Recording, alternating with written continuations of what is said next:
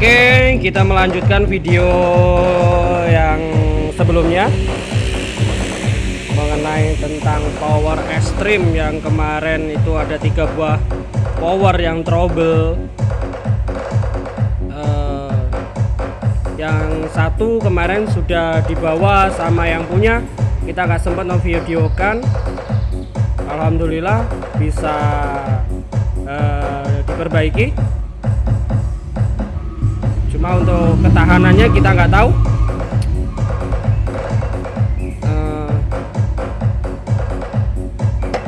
Kemarin itu kerusakannya, kerusakannya itu di bagian dioda ini jebol. Ini menggunakan dioda FR306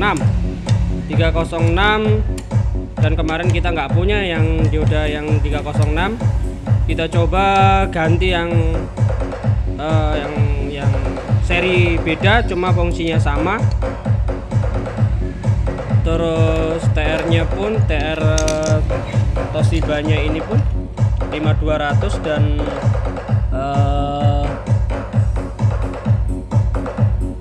19 berapa itu pun mati. Ada 4 set mati.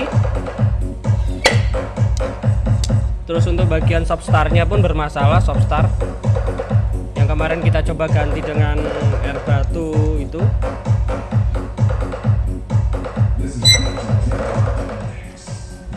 Oke, kita kecilin dulu. Kalau yang ini proyek yang kedua, alhamdulillah juga selesai. Kerusakannya sama juga, Shopstar jebol, terus dioda ini jebol, dan TR-nya juga jebol, dan air basisnya jebol. Ini menggunakan 3,3 kalau nggak salah, 3,3, dan kebetulan kita stoknya habis, kita ganti dengan 4,7 kayak gitu. 4,7. Untuk sebagai pemula seperti saya, ini suatu tantangan yang baru, karena jujur saja saya belum pernah mencoba memperbaiki power yang sekelas kayak gini. Power kalau banyak iklan, maklum di pinggir jalan. Power namanya kalau nggak salah power kelas H, yang diproduksi oleh yang mereknya Extreme kayak gitu.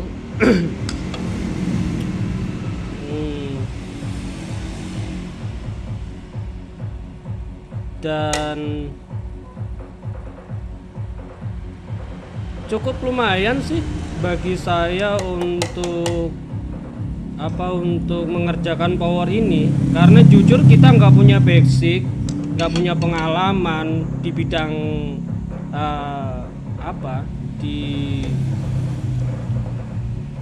belajar untuk elektronik. Taunya kita otodidak, belajarnya sama kiai YouTube. Oke, terima kasih untuk master YouTube yang membagi ilmunya tentang power ini. Saya sangat berterima kasih. Kayak gitu. Karena mereka ya tidak secara langsung dia membagikan ilmunya. Kayak gitu, tata cara menyervis power kayak gini.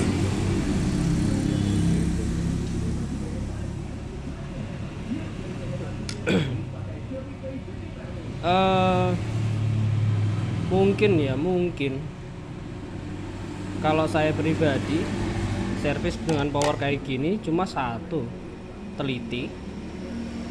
Karena beda power kayak gini, nggak kayak power yang power OCL-an yang biasa itu.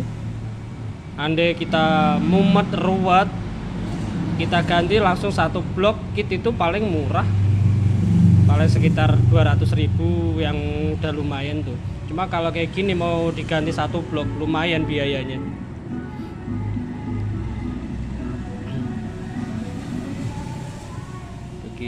Begitu. Dan ini yang proyek kedua. Yang proyek kedua pun kita baru selesai tadi malam.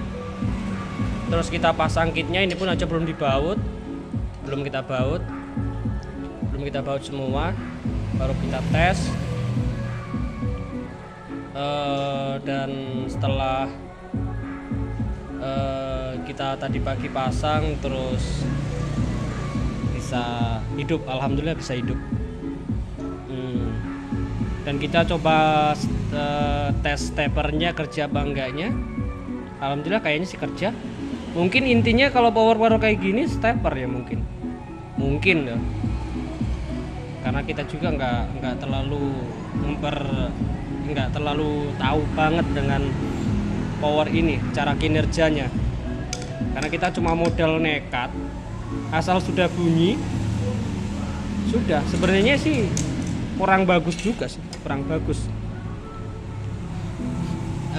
Seharusnya sih kita harus punya dasar yang mampu nih untuk untuk mempelajari power kayak gini. Kayak gitu. Jangan diikuti seperti saya yang modal nekat benerin power kayak gini.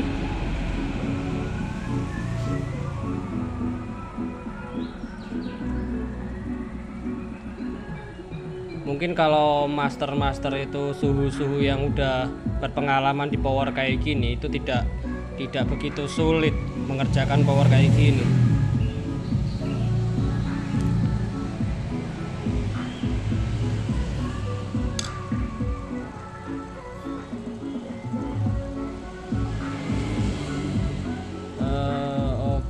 Oke, kita coba tes power yang sudah selesai. Ini masih 2 lagi, ini masih 1 power lagi. Yang ini belum kita coba cek, yang ini sudah jadi. Itu masih ada ngongkrok 1 kayak gitu.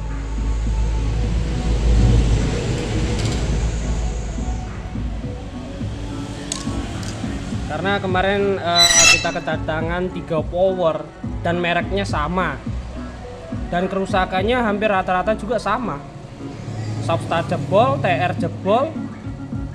Kemungkinan tuh saking semangatnya untuk mendorong master bassnya sampai lupa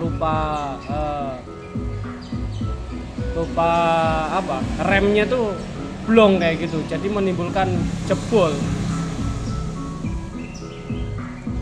Oke, tidak menunggu lama lagi, kita langsung testing power yang sudah jadi. Ini coba channel nomor berapa? Channel A.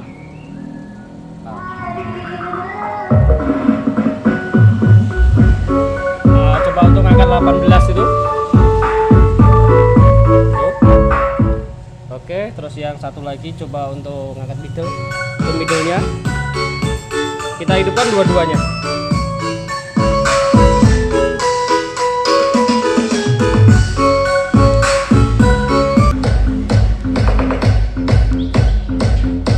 Oke.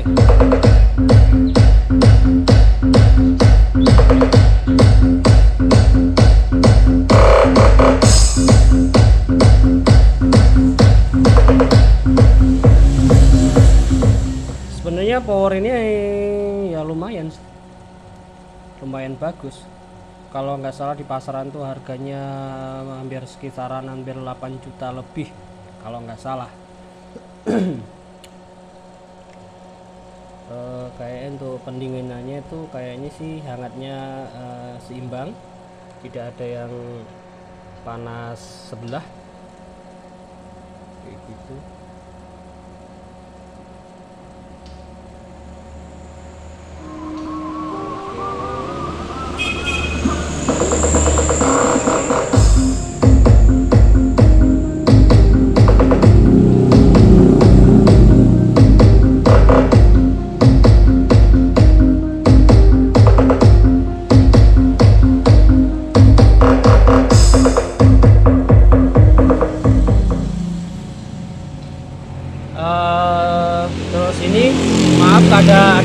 tanda-tanda putih-putih kayak gini, ini ada tanda-tanda putih kayak gini. Memang sengaja saya tandai karena kita tidak hafal, takutnya nanti keliru memasang bagian apa itu PH sama VL-nya. Takutnya nanti salah sasaran, salah nyolokin, terus nanti malah jebol kayak gitu, bermasalah. Enak maka kita tandai dulu sebelum pencabutan. Mungkin kalau untuk senior itu udah hafal bener ini. Yang ini terbagi entah nanti untuk yang mana kayak gitu, apa bagian suplai arusnya. Kalau kita cari aman aja, kita tandain aja biar supaya enak. Maklum, modal nekat benerin power kayak gini. Intinya menurut saya sih mungkin ya, kalau salah ya mohon dikoreksi di nanti di komen di kalau menurut saya power ini yang penting stepernya udah kerja. Terus yang terpenting TR-nya ini mesti harus yang memang benar-benar bagus. Cuma kita belum bisa tahu TR ini yang bagus yang mana. Kita kurang tahu, masalahnya kita tinggal di daerah-daerah kota terpencil kayak gitu, wilayah kita itu. Jadi kalau kita belanja tuh cuma melalui online saja untuk TR kayak gini. Jadi menurut si penjual mungkin itu TR-nya original bagus, cuma kadang kita pasang meletus itu. Makanya harus extra hati-hati untuk memilih TR kayak gini.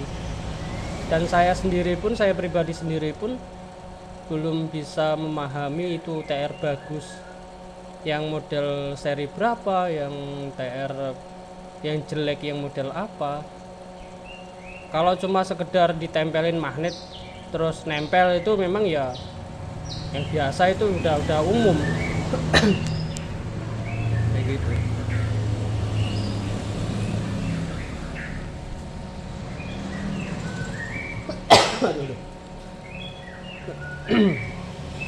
Cuma kebetulan kita juga ya ini ibaratnya ya kayak judi juga ini untuk pemasangan TR ini. Kalau memang dia awet ya rezeki yang punya, kalau nggak awet berarti ya resiko aja. Yang penting kita udah bilang kita TR-nya kita yang bagus nggak punya, kita coba kasih TR ini yang pasaran. ada begitu. Aduh, iklan. Oke.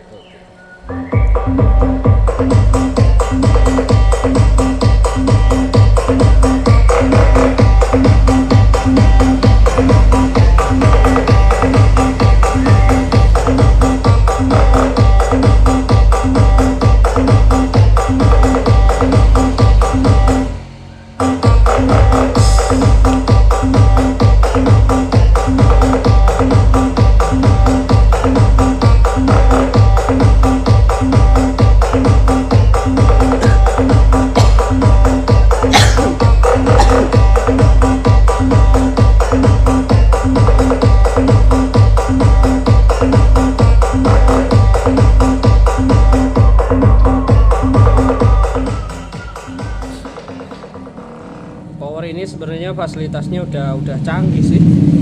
Sini udah ada limiter. Kayak gitu.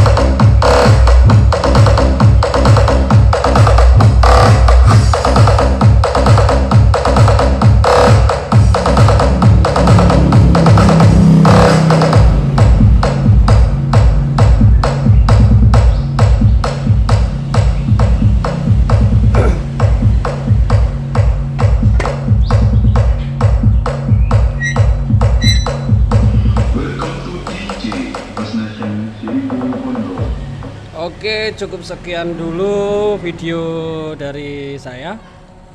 Eh, lain kali kita sambung lagi video-video selanjutnya. Pokoknya salam saudara anget aja. Oke, wassalamualaikum.